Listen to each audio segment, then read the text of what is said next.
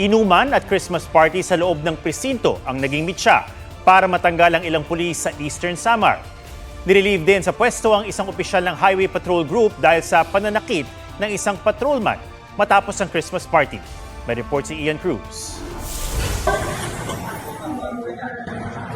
May hawak pang baril ang lalaking yan habang tila may sinisipa sa viral video na ito. May hawak na baril.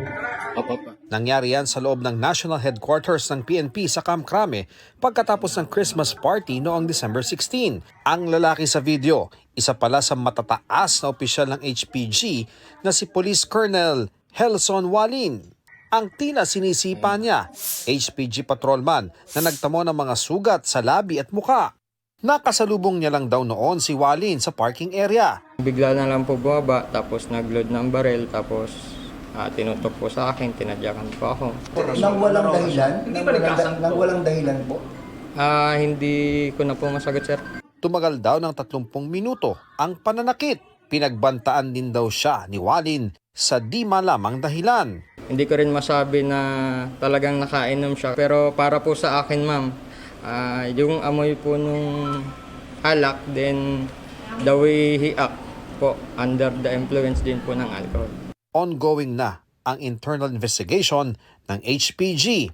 Ang suspect nirelieve at dinisarmahan na at bukod sa kasong administratibo ay posible ring maharap sa kasong kriminal.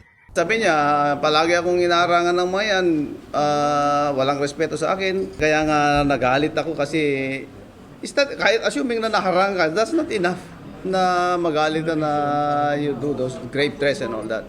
Wala pang pahayag si Colonel Walin.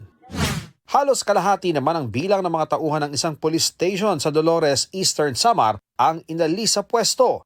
Nag-inuman kasi sila habang naka-duty sa loob mismo ng presinto. Merong Christmas party that time. Under sa ating protocols and guidelines, bawal po kasi ang mag-inom sa loob ng police station. Bukod sa 15 pulis at isang non-uniformed personnel, tinanggal din sa pwesto ang hepe ng Dolores Municipal Police Station.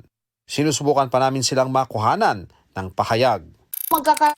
Reassignment naman to complete or to augment the personnel of Dolores MPS. Ian Cruz, nagbabalita para sa GMA Integrated News.